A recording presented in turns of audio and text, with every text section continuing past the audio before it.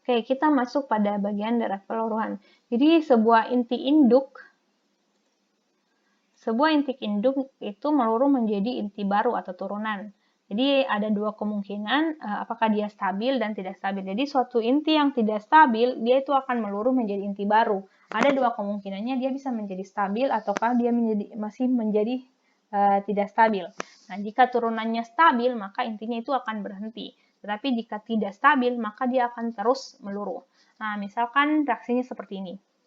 Jadi ada inti yang tidak stabil yang kita namakan A, dia itu akan meluruh menjadi inti yang tidak stabil, masih meluruh menjadi inti stabil, otomatis ini akan meluruh lagi menjadi inti yang stabil. Jadi dia akan suatu inti yang tidak stabil itu dia akan mencoba untuk menstabilkan dirinya, walaupun rantai deret peluruhannya itu panjang. Jadi ada yang sampai A, B, C, D, dan E. Nah, misalkan kita ambil contoh yang seperti ini. Maka untuk inti A ini, dia akan memiliki laju peluruhan minus lambda A dikali NA. Ini nilainya minus karena semakin berkurang. Terus untuk inti yang B, laju peluruhannya itu akan menjadi lambda A dikali NA dikurang lambda B dikali NB. Dan untuk pada saat dia menjadi inti yang sudah stabil, maka laju peluruhannya itu sebesar lambda B dikali NB. Ini positif karena dia bertambah terus intinya dari hasil peluruhan A dengan B. Ini minus karena dia semakin berkurang inti radioaktifnya, sedangkan ini bertambah karena intinya itu berasal dari hasil peluruhan dari inti yang tidak stabil ini. Nah, ini adalah mengenai deret peluruhan yang tadi.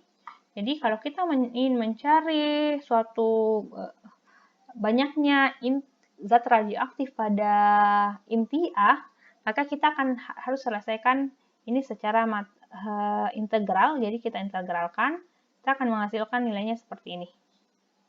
Nah, ini juga kita integralkan, terus kita substitusi nilai Na ini ke dalam sini, kita akan memperoleh hasilnya seperti ini. Dengan nilai konstanta C itu sebesar ini. Ini sebenarnya ada penurunannya. Kalian sebenarnya ini akan saya jadikan sebagai tugas kalian. Kalian buktikan Na ini, Nb, dan nilai C ini, dan juga nilai banyaknya peluruhan pada inti C. Jadi ini tugas kalian untuk pertemuan ini yang akan kalian kumpulkan sebelum pertemuan ke-8 atau sebelum UTS. Kalian buktikan ini.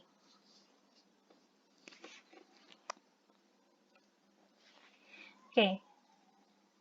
Selanjutnya, dalam hal proses peluruhan terjadi secara berurutan, jadi yang seperti saya misalkan tadi, jadi suatu inti yang tidak stabil itu akan mencoba menstabilkan dirinya sampai dia benar-benar menjadi inti yang stabil. Jadi misalkan deretnya ini sangat panjang, ini inti stabil, ini inti tidak stabil, sampai dia berjumlah N saat dia menjadi stabil. Nah, itu akan dirumuskan seperti ini. Jadi banyak laju perubahan banyaknya zat radioaktif pada waktu tertentu itu akan sama dengan konstanta peluruhan N dikurang 1 dikali banyaknya zat radioaktif N kurang 1 dikurang lambda N dikali NN dengan nilai NN itu sama seperti ini. Ini juga sebenarnya bisa kalian turunkan. Tapi cukup tugas yang tadi menjadi tugas kalian. Terus untuk CA-nya kita peroleh seperti ini. Ini juga bisa diturunkan.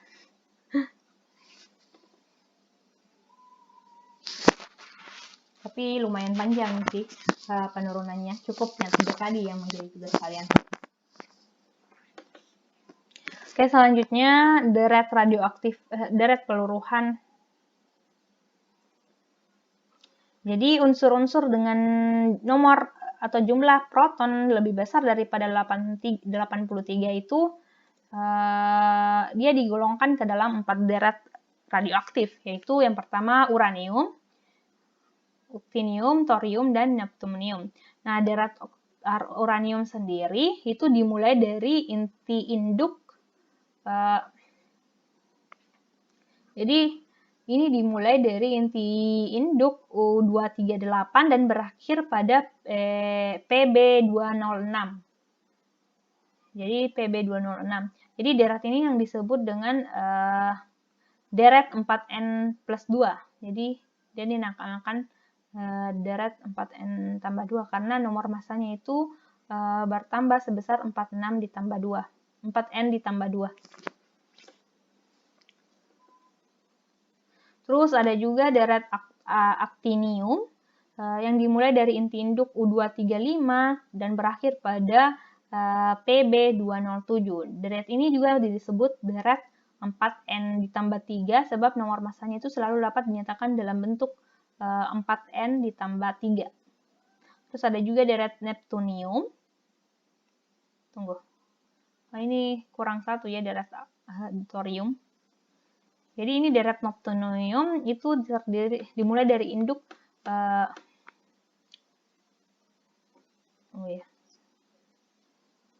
PB237, seharusnya ini PB237 ya. Oh, dari wait. Ini sepertinya ada yang salah sih. Oke, benar ya, dari PU241 sampai dengan BI208. Ini seharusnya 208 sih. Jadi deret ini juga biasa disebut dengan deret 4N tambah 1 karena nomor masanya selalu dapat dinyatakan dalam bentuk 4N tambah 1. Dan selanjutnya itu adalah ada deret thorium. Ini kurang gambarnya satu ya. Jadi ada 4 tadi. Uranium, actinium, neptunium dengan thorium. Kalau thorium itu sendiri itu dimulai dari 232. Thorium 232 dan berakhir pada PB208 dan yang disebut dengan deret 4N karena nomor masanya selalu kelipatan 4. Nah, itu untuk thorium. Terus kesetimbangan radioaktif. Jadi kesetimbangan radioaktif itu biasanya digunakan untuk mengungkapkan kondisi bahwa turunan dari fungsi terhadap waktu itu sama dengan 0. Jadi turunan ini akan sama dengan 0. Itu yang dikatakan sebagai kesetimbangan radioaktif. Jadi kondisi kesetimbangan itu sendiri itu terdiri dari dua, yaitu ada sekuler dan juga ada transien. Kesetimbangan sekuler terjadi jika umur paruh inti induk jauh lebih besar daripada inti turunannya, sehingga konstanta peluruhan inti induk itu jauh lebih kecil dari inti turunan. Nah, nilai Na-nya itu hampir sama dengan inti mula-mula, sehingga untuk menghitung Nb-nya dapat dituliskan seperti ini. Dan untuk kesetimbangan sekuler kita peroleh grafik seperti ini. Jadi grafik ini memperlihatkan peluruhan nuklida anak dan pembentuknya dari nuklida induk dalam kesetimbangan radioaktif sekuler. Jadi di sini ada perpotongan, itu terjadi pada saat waktu paruh inti induk itu sekitar 10 kali waktu paruh inti turunan anak. Terus ada kesetimbangan transien, terjadi jika umur paruh inti induk itu jauh lebih besar dari inti turunan, sehingga konstanta peluruhan inti induk lebih kecil daripada tetapan luruh inti turunan. Tapi waktu paruh inti induk itu tidak terlalu lama. Jadi untuk menghitung Nb-nya dapat dituliskan seperti ini. Nb-nya itu hampir sama dengan lambda A per lambda B dikurang lambda A dikali Na0 E minus lambda A dikali T.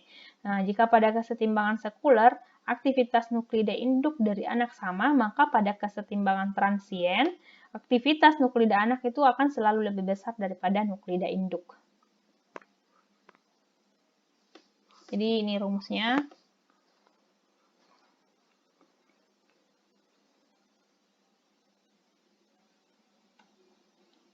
Nah, terus mengenai waktu paruh, jadi ada beberapa waktu paruh. Ada yang umur paruhnya pendek, atau disebut short half-life. Dia itu dalam orde menit, jam, hari, dan bulan.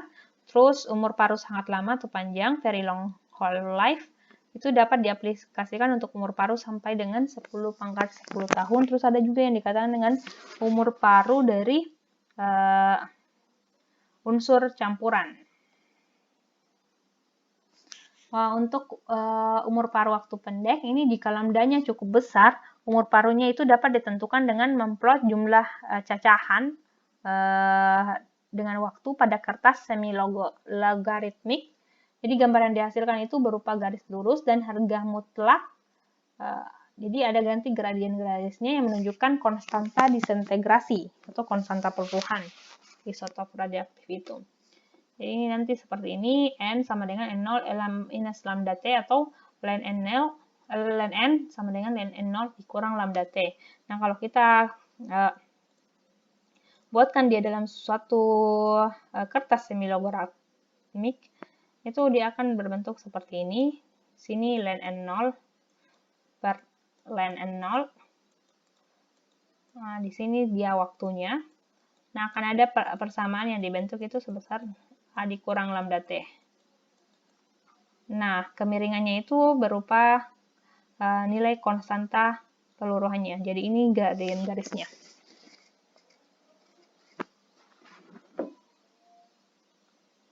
Oke, terus ada very long half-life. Apabila jumlah atom radioaktif M diketahui, maka secara eksperimen jumlah peluruhan per unit waktu lambda dapat ditentukan sebagai berikut. Jadi dN dt itu sama dengan lambda N, atau lambdanya itu 1/n dikali dN dt. Terus metode ini dapat diterapkan untuk isotop dengan waktu paru sebesar 10 pangkat 10 tahun atau lebih. Jadi apabila dua buah isotop telah mencapai kesetimbangan sekuler, maka lambda 1 N1-nya itu sama dengan lambda 2 dikali N2. Jadi jika kita mengetahui N1, lambda 1 dan N2, maka kita dapat mengetahui konstanta peluruhan untuk inti radioaktif yang kedua ini. Jadi contoh perhitungan dengan metode inti ini biasanya adalah untuk menentukan umur paru dari uranium, dari umur paru radium. Jadi apabila dua buah isotop telah mencapai kesetimbangan, oke, ini tadi ya. Oke. Kira cukup sekian pembahasan mengenai peluruhan radioaktif. Jika ada hal-hal yang kurang dipahami, kalian bisa berikan komentar pada video ini atau kalian bisa menanyakannya melalui WhatsApp group. Oke, terima kasih sudah mendengarkan sampai detik terakhir. Maaf jika ada kesalahan dalam penyebutan istilah. Kita ketemu lagi di pertemuan ke-9 ya, pertemuan ke-9 ya, karena pertemuan ke-8 kalian akan UTS. Materi UTS-nya itu mulai dari awal sampai pertemuan ke-7 ini. Oke, cukup sekian. Terima kasih. Wassalamualaikum warahmatullahi wabarakatuh.